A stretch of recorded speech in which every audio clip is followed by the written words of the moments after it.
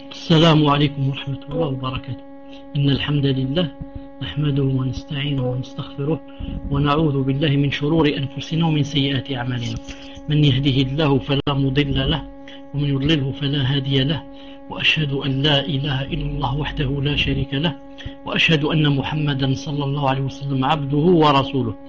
يا أيها الذين آمنوا اتقوا الله حق تقاته ولا تموتن إلا وأنتم مسلمون. يا أيها الناس اتقوا ربكم الذي خلقكم من نفس واحدة وخلق منها زوجها وبث منهما رجالا كثيرا ونساء، واتقوا الله الذي تساءلون به والأرحام إن الله كان عليكم رقيبا. يا أيها الذين آمنوا اتقوا الله وقولوا قولا سديدا يصلح لكم أعمالكم ويغفر لكم ذنوبكم، ومن يطع الله ورسوله فقد فاز فوزا عظيما.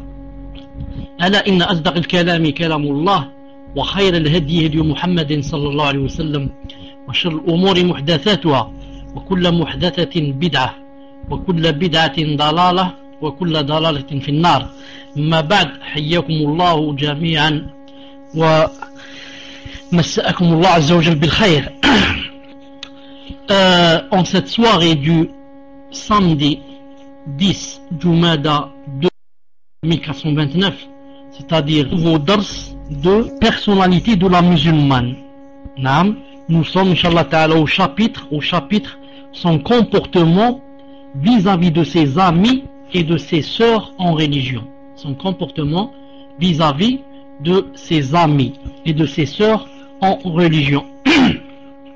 On avait cité le chapitre 9, le 9e chapitre, pourtant, où le messager d'Allah, alayhi salatu salam, a juré par Allah.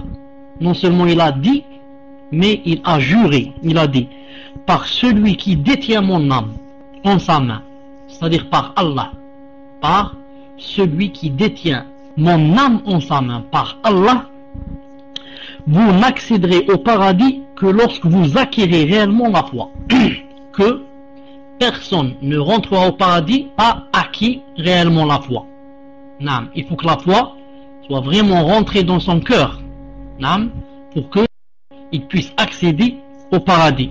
Il se réalisera que lorsque vous témoignerez de l'affection des uns envers les autres. C'est-à-dire que tant que nous les musulmans, on ne s'aime pas entre nous, on n'a pas la foi qui nous permet de rentrer au paradis. On n'a pas acquis la foi parfaite. On a la foi qui, certes, si on meurt ainsi, nous permettra de rentrer au paradis, mais pas directement. Il est possible que tu passes par l'enfer des années et des années, ou des millions d'années, ou je ne sais pas combien. Sauf si Allah Azza wa Jal laisse pardon, je puis dire, pardonne, et dans l'accomplissement vous permet de manifester votre affection les uns envers les autres. J'ai vu sallallahu alayhi wa sallam qui permettra de manifester votre affection. C'est très simple. C'est quoi il a dit? Échanger fréquemment les salutations. On avait montré comment les salaf, radiyallahu ta'ala anhum, comment ils faisaient et ils appliquaient ce que leur enseignait le messager d'Allah, qui a dit sallallahu alayhi wa sallam que quand deux musulmans sont séparés par un arbre ou bien un rocher, un caillou comme ça, un grand caillou, une petite montagne, un petit mont, il a dit, s'ils se rencontrent encore, après l'arbre, après le mont, ils doivent se saluer. Le titre d'aujourd'hui, Inch'Allah Ta'ala, quatrièmement, la musulmane ne rompt jamais avec ses sœurs. La musulmane ne rompt jamais avec ses sœurs. Alhamdulillah. Une musulmane ayant une connaissance suffisante de sa religion sait que les sources mêmes qui ont recommandé la fraternité et l'amour pour Allah Azza wa Jal ont interdit d'autre part la rupture des liens et la haine entre les croyants. Ces sources mêmes affirment aussi que les erreurs accidentelles ne sauraient séparer deux croyants qui s'entraînent sincèrement pour Allah, car une telle relation est censée être solide et profonde au point qu'aucune inconvénience ne parvient à la rompre. Donc, ce que veut dire ici l'auteur, c'est que quand il y a vraiment l'amour en Allah entre deux personnes, même s'il y a une erreur accidentelle, cette erreur ne pourra pas séparer entre ces deux personnes qui se sont aimées. Car la personne qui a fait du tort va demander le pardon et la personne à qui on a fait tort va pardonner même si on ne va pas lui demander pardon. Pourquoi? Parce qu'il y a quelque chose de plus solide. Il y a quoi? Il y a l'amour en Allah qui a dépassé l'amour de mon nefs, l'amour de ma personnalité, qui a dépassé et surpassé mon orgueil, ma vanité. Il y a l'amour en Allah qui est plus important. Il arrive cependant qu'une femme succombe à sa faiblesse humaine et se laisse emporter par la colère à l'encontre de sa sœur en Allah Azzawajal. Il arrive même que cette colère la pousse à offenser sa sœur, entraînant ainsi la rupture entre les deux. Dans ce cas, elle doit se rappeler que la durée de cette rupture ne doit dépasser 3 jours. Subhanallah al-Azim. Sachant que la nature humaine est susceptible de céder à de tels emportements et que juste après la mésentente, la réconciliation reste difficile, l'islam a accordé cette durée de 3 jours pour un renouement dans le calme et la sérénité. Le messager d'Allah sallallahu alayhi wa sallam a dit: il n'est pas permis à un musulman de rompre avec son frère en religion plus de 3 jours, au point où, lorsqu'ils se rencontrent, chacun d'eux se détourne de l'autre. Ensuite il a dit: le meilleur des deux est celui qui commence par saluer l'autre. Hadith rapporté par Bukhari Muslim. Voir Sharh Sunnah, volume 18, volume 13, page 100. Donc, il est naturel et il est possible, et ça arrive, que, emporté par la colère et sous l'emprise de la colère, une sœur ou bien même un frère, qu'est-ce qui lui arrive? Il succombe à sa faiblesse et offense l'autre personne.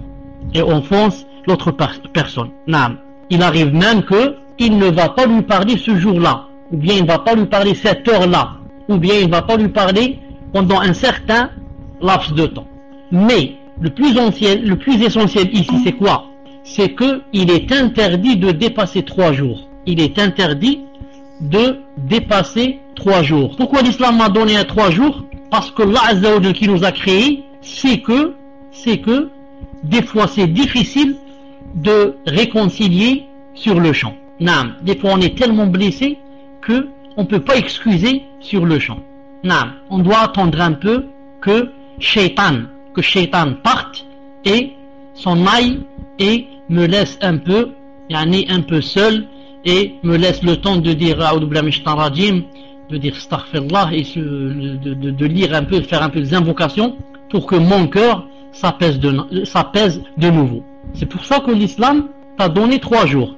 Tu as 3 jours devant toi, pour essayer de faire le maximum d'apaiser ton cœur et de trouver des excuses pour celui ou celle qui vient de t'offenser. Rappelons qu'à l'instar de tous les textes législatifs à portée générale, le terme musulman inclut la femme. Quand vous m'avez entendu dire ou bien lire le hadith qui dit il n'est pas permis à 2 musulmans, ça veut dire aussi à 2 musulmanes. À chaque fois que le mot musulman vient dans le Coran ou bien la Sunna, la musulmane rentre dans le musulman.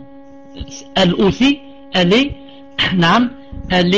impliquée, si je puis dire. Elle est considérée, elle est ma'niya. Il y a un mot mieux que celui-là je n'ai pas trouvé.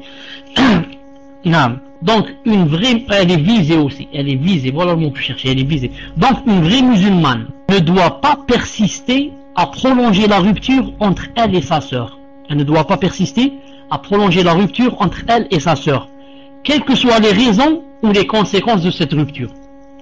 Elle doit plutôt manifester son désir de réconciliation en prenant l'initiative de lui adresser ses salutations. Car elle sait quoi? Elle sait qu'elle aura un grand mérite demain devant Allah Azza wa Jal en agissant de la sorte.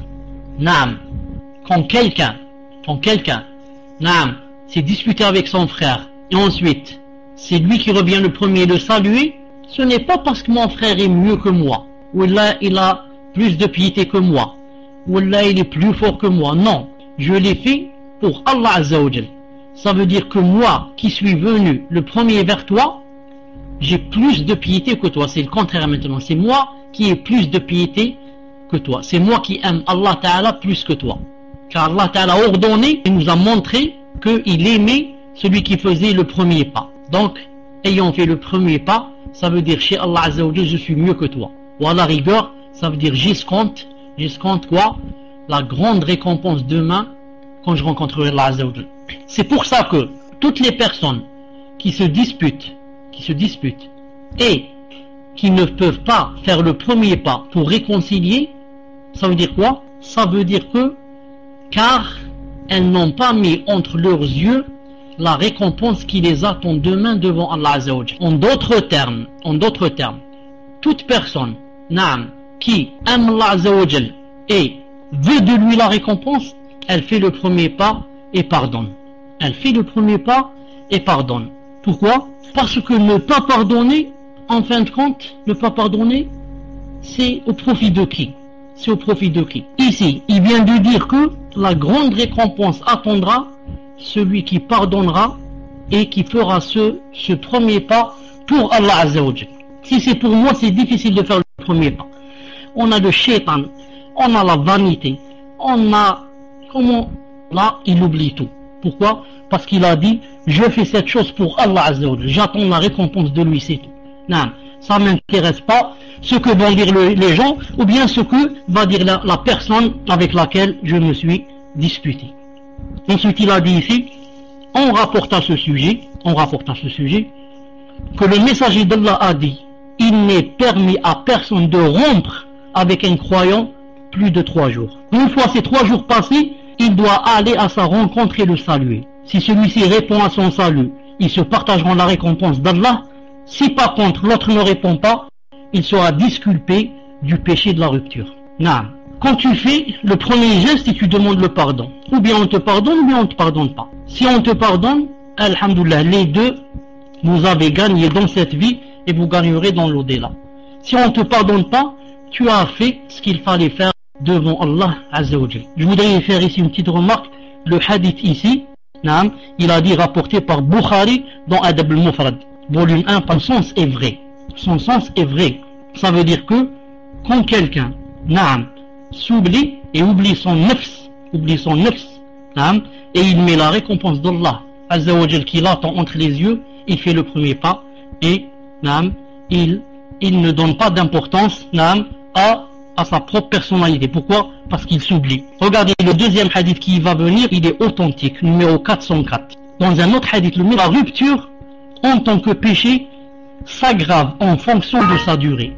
Il a dit, celui qui rompt avec son frère en religion durant une année sera considéré comme s'il avait fait couler son sang. En religion, durant une année, sera considéré comme s'il avait fait couler son sang. Donc là, ça devient plus grave. C'est-à-dire que celui qui reste une année sans parler avec son frère dans la religion, c'est comme s'il l'avait tué. C'est comme s'il avait fait le crime d'avoir tué cette personne. Ce hadith se trouve dans Bukhari, Adab al-Mufrad. Cheikh Al-Albani a dit Sahih, hadith authentique, numéro 404. Et malgré tout cela, bien sûr, il nous arrive tous que on reste beaucoup de temps à ne pas parler avec des gens, que la faute vienne de nous ou bien des autres. Cela arrive presque à tout le monde. Le messager d'Allah sallallahu alayhi wa sallam lui-même est resté combien?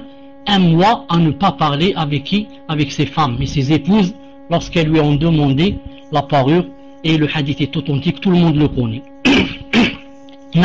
Mais des fois, la personne essaye de faire la réconciliation et c'est l'autre côté qui répond par la négative. Des fois la personne essaye de faire ce qu'elle peut, mais c'est l'autre côté qui ne veut pas et qui reste toujours sur ses positions. Dans ce cas, la personne qui a essayé, Allah Ta'ala sait et a vu dans son cœur qu'elle voulait et que c'est l'autre qui ne veut pas. Dans ce cas, c'est l'autre qui endossera. C'est l'autre qui endossera d'avoir coupé les liens en Allah Azza wa Jal. Il a dit ici,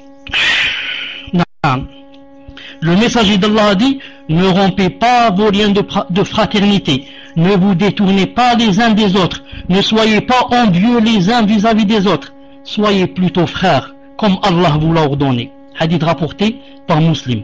Soyez plutôt frères, comme Allah vous l'a ordonné. Qui est très clair, il a dit, Sourate 3, page 134.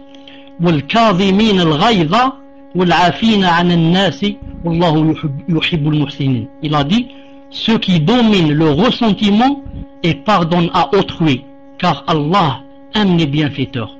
Je répète, ceux qui dominent le ressentiment et pardonnent à autrui, car Allah aime les bienfaiteurs. Ça veut dire que quand tu pardonnes, c'est pas tu pardonnes parce que cette personne est mieux que toi. C'est toi qui as demandé pardon, jamais. Tu as pardonné pour le visage d'Allah. Voilà la différence. Je t'ai pas pardonné parce que peut-être même tu ne mérites pas le pardon. Mais je t'ai pardonné parce que Allah Ta'ala aime les pardonneurs, aime les bienfaiteurs. C'est pour ça que, comme j'ai dit tout à l'heure, quand quelqu'un fait une chose pour Allah, il doit s'oublier. Je vous donne un exemple très simple qui m'est arrivé à moi. Cela fait peut-être, attendez, c'est exactement en 1900, ça doit être 1984, si je ne me trompe pas. J'étais à la faculté, j'étais à la faculté d'Alger, j'étudiais la sciences islamiques. J'étais en licence. Il y avait une personne, subhanallah al-azim, qui me détestait beaucoup, sans lui avoir jamais fait de mal. Pourquoi? Parce que cette personne n'aime pas le qamis. N'aime pas le qamis et la barbe. Il y a des gens qui sont comme ça. La personne n'aime pas le qamis et la barbe. Et cette personne était un responsable de la faculté. On devait passer par cette personne dans plusieurs choses. Une fois, j'étais en train de lire comme ça, comment on appelle ça, une petite affiche. Je voulais savoir qu'est-ce qui s'est passé, peut-être il n'y a pas cours ce soir, il n'y a pas ceci. Et cette personne-là, en me voyant ainsi, elle dit quelque chose comme ça. Assieds-toi ou bien sors de cette faculté, je sais pas, quelque chose comme ça. Comme une sorte d'insulte. Comme une sorte, des propos blessants. Je ne me rappelle pas exactement ce qu'elle a dit. Elle a dit des propos blessants. Qu'est-ce que j'ai fait moi? Tout en méditant la fiche, bien sûr je pensais à ce que m'avait dit la personne. Je suis en train de méditer la fiche, en train de voir ce qui est écrit, bien sûr. Je ne suis pas en train de lire maintenant, mon cœur n'est plus avec moi. Et je me suis rappelé le verset qui dit exactement ce verset. Et je me suis rappelé le deuxième verset qui dit, quand quelqu'un te fait du mal, fais-lui du bien et tu verras que il sera un ami intime. Il y a un verset qui dit comme ça, c'est à peu près son sens. Alors qu'est-ce que j'ai fait? Il venait juste de me dire des propos très blessants. Je suis allé vers lui et je lui ai tendu ma main et je lui ai dit Jazakallahu khairan, barakallahu fik, asmahli, excuse-moi, etc. Alors que ça venait ni de moi, ni c'était ma faute. C'était lui qui a insulté sans que je lui fasse rien. Ça l'a étonné, normalement je devais moi aussi l'insulter. Mais je lui ai tendu ma main, je lui ai dit excuse-moi, et Jazakallahu khairan, et ceci même, depuis ce jour-là, pour vous dire, depuis ce jour-là, cette personne est devenue une amie intime à moi. Alors que, si je l'avais insulté, on serait devenus des ennemis, on serait insultés dans les journaux. Il a suffi seulement que je fasse apaiser mon cœur et que je me force. Je ne l'ai pas fait en voulant. Je me suis forcé pour appliquer le verset. Je lui ai tendu la main, je lui ai dit tu m'excuses, jazakallahu khairan, barakallahu fik, et comme ça, subhanallah al-azim, il n'a rien trouvé à dire. Depuis ce jour, on est devenus des amis intimes. Je profite pour dire aussi, si jamais il y a une personne à qui j'ai fait du mal, vous tous, mes frères et mes sœurs, soit en le voulant, soit sans que je le veuille. Et je ne crois pas que je puisse faire du mal à quelqu'un en le voulant. Des fois, sans le vouloir, je fais du mal. Sans le vouloir. Si jamais il y a une personne à qui j'ai fait du mal, qu'elle me pardonne. Qu'elle me pardonne dans cette vie avant que ça soit difficile, Inch'Allah Azza wa Jal, où il y aura il n'y aura pas quoi? Il n'y aura pas de pardon.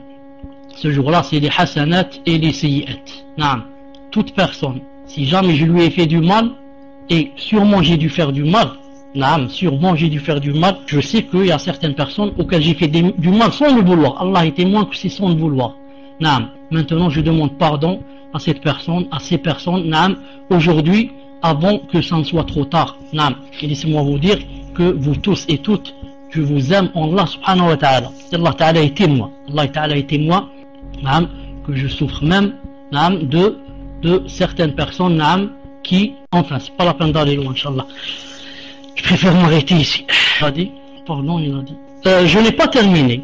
Non, je n'ai pas terminé. Il a dit, sallallahu alayhi wa sallam, méfiez-vous de la conjecture, car la conjecture est le propos le plus mensonger.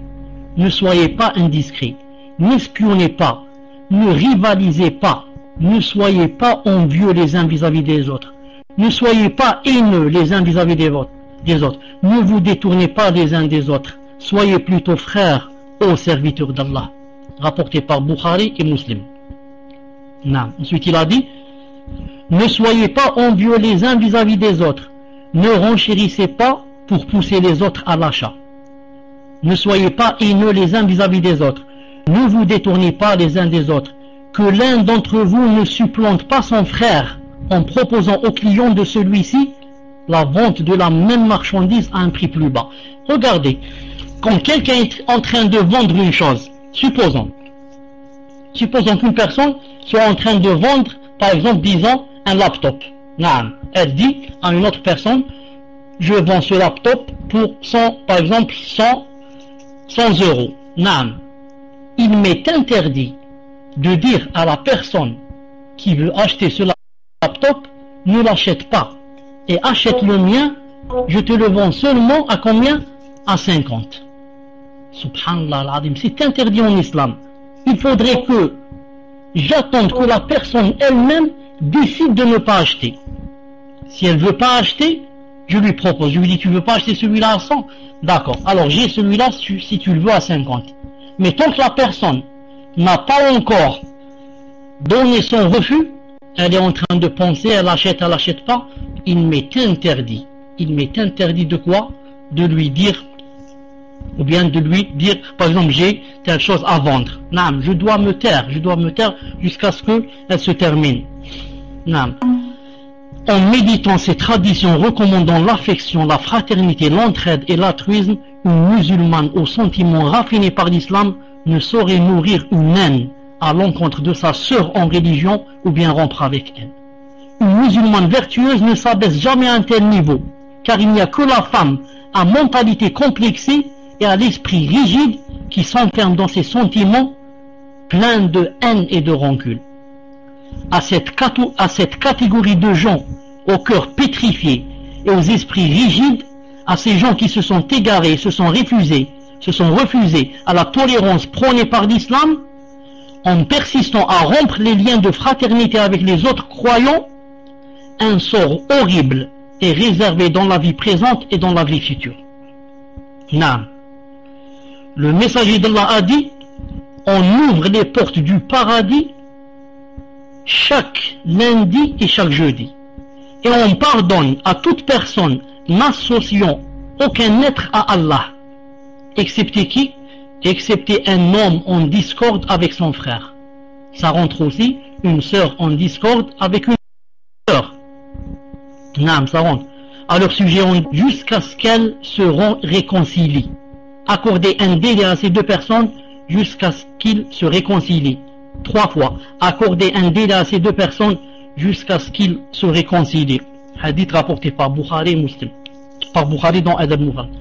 Donc, naam, quand deux personnes ne se parlent pas dans la religion, chaque lundi et chaque jeudi, ils font passer quoi? Ils font passer le mérite d'être pardonnés. Car Allah Ta'ala pardonne chaque lundi et chaque jeudi à tout croyant, sauf aux deux personnes qui ne se parlent pas. Il dit, laissez ces deux-là de côté jusqu'à ce qu'ils se réconcilient. 5e, vous écrivez, elle est indulgente envers elle. Elle est indulgente envers elle. Une seconde, Inch'Allah. Une seconde. Cinquièmement, elle est indulgente envers elle. Elle, c'est qui? C'est-à-dire envers ses sœurs. Envers ses sœurs. Non. La vraie musulmane est tolérante à l'égard de ses amis et ses sœurs en religion. Elle n'éprouve à leur rencontre ni rancune ni haine. Quand l'une de ses sœurs la contrarie, elle retient sa colère et fait preuve d'indulgence de la manière la plus naturelle et la plus spontanée. Dans sa réaction indulgente, elle ne doit ressentir ni honte ni humiliation. Elle y voit plutôt un acte de haute bienfaisance, l'ihsan, qu'Allah apprécie et rapproche ceux qui s'appliquent à l'observer. Donc quand quelqu'un fait le premier pas pour réconcilier, il ne doit pas se dire que je suis humilié, mais il doit mettre entre ses yeux que l'amour d'Allah est plus important que l'amour de sa propre personne. Que Allah Ta'ala même est plus important que je m'aime moi, et que les gens disent de moi il est ceci, il est cela. Tout cela ne m'intéresse pas devant ce qui m'attend devant Allah subhanahu wa ta'ala, qui ne m'a créé que pour lui obéir. Lorsque Allah Ta'ala a dit ce qui domine le ressentiment et pardonne à autrui, car Allah aime les bienfaiteurs, ce verset nous enseigne qu'il ne suffit pas de contenir son ressentiment, mais qu'il faut manifester son indulgence et son pardon. Naam, c'est mieux que quoi? Seulement se retenir. Mais est-ce que vous m'entendez? Sinon je répète. Est-ce que vous m'entendez? Alhamdulillah. Une musulmane qui a atteint le degré de haute bienfaisance, l'ihsan, ne laisse pas le ressentiment s'installer en son cœur. Dès qu'une contrariété provoque sa colère, elle s'empresse de pardonner avec mansuétude. Ainsi, qu'est-ce qu'elle ressent? Quand une personne pardonne pour Allah, vous savez ce qu'elle ressent? Essayez-le et donnez-moi la réponse. Si quelqu'un vous a fait du mal, pardonnez-lui pour Allah. Et dites-lui, je vous ai pardonné pour Allah. Et dites-moi, si vous l'avez fait pour Allah Azza wa Jal, qu'est-ce que vous allez sentir dans votre cœur? Je jure par Allah le Tout-Puissant que vous allez sentir un grand bonheur qui va descendre dans votre cœur. Pourquoi? Vous avez chassé l'égoïsme, vous avez chassé le shaitan, vous avez chassé quoi? La quiétude, la sérénité. D'ailleurs l'auteur le dit, la quiétude et le bonheur emplirent son âme. Il est certes difficile de contenir son ressentiment dans certaines situations avec certaines personnes. Naam, il est difficile des fois, on entend des choses, on nous apprend des choses, naam, il est difficile des fois de se contenir.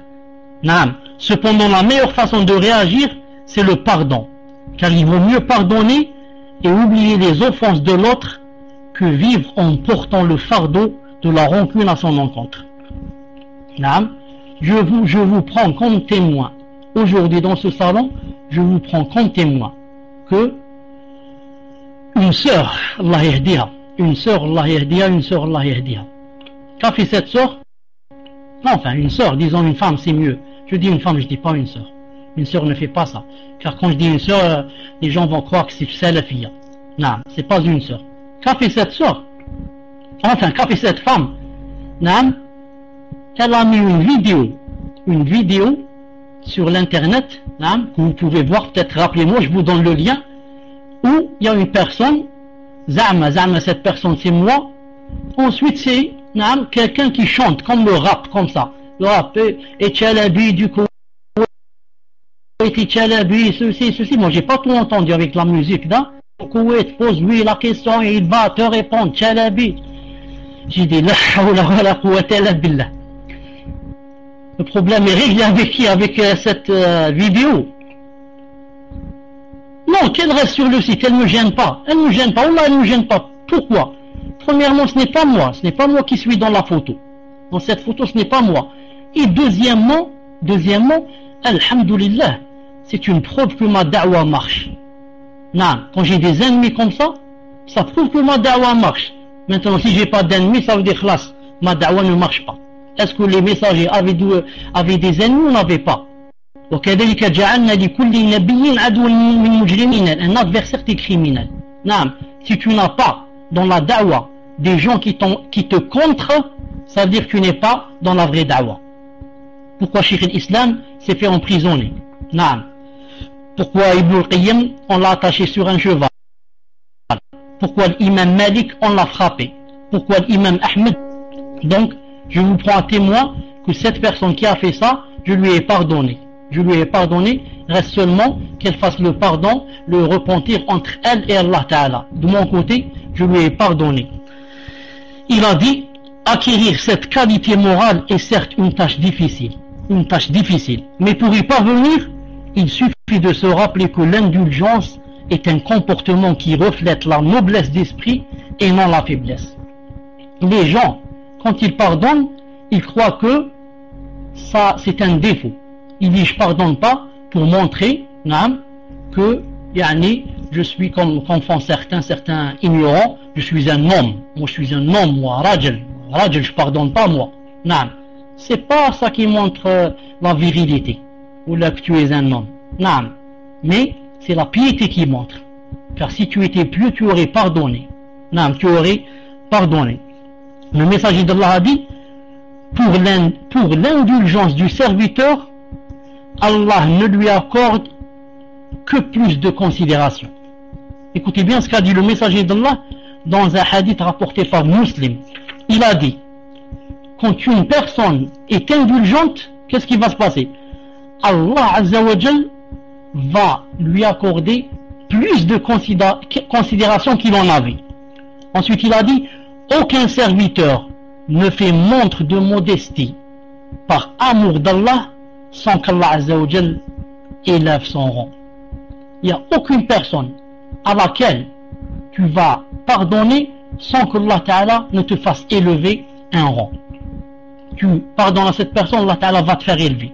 Tu pardonnes l'autre erreur, il va t'élever. L'autre erreur, il va t'élever. L'autre faute, il va t'élever. Et comme ça, il t'élève dans les rangs demain quand tu le rencontres, et il élève ton cœur dans cette vie. Ton cœur, il fait descendre bonheur sur bonheur, quiétude sur quiétude, sérénité sur sérénité, et comme ça. Masha'Allah. Donc l'indulgence n'est pas seulement un acte de haute bienfaisance, mais c'est aussi un acte de noblesse qui accroît la considération du croyant aux yeux d'Allah. D'où le grand honneur à ceux qui font montre de pardon et de tolérance. Ensuite il a dit, la rancœur et la haine ne sauraient trouver leur place dans le cœur de la musulmane, imprégnée des principes de la religion, car elle est consciente de la valeur de l'indulgence et de sa contribution à l'obtention du pardon et de l'agrément d'Allah. Le messager d'Allah a dit, Allah, qu'est-ce qu'il a dit? Il a dit en arabe, Tuftahu abwabul jannah yawm al-ithnayn al-khamis. Non, c'est le hadith que je vous ai lu. Il a dit, chaque lundi, chaque jeudi, les portes du paradis s'ouvrent. Allah Ta'ala pardonne à toute personne qui ne fait pas le shirk, sauf à une personne qui a de la rancune envers son frère. Allah Ta'ala dit, attendez ces deux-là jusqu'à ce qu'ils se réconcilient. Sixièmement, on arrête ici pour passer à vos questions. Sixièmement, elle les rencontre avec un visage radieux. La musulmane, quand elle rencontre les musulmanes, elle les rencontre avec un visage radieux. On passe Inch'Allah Ta'ala aux questions-réponses. On commence Inch'Allah Ta'ala bi'idna azza wa jalla. J'arrête ici, je dis subhanakallahumma bihamdik, ashhadu an la ilaha illa anta astaghfiruka wa atubu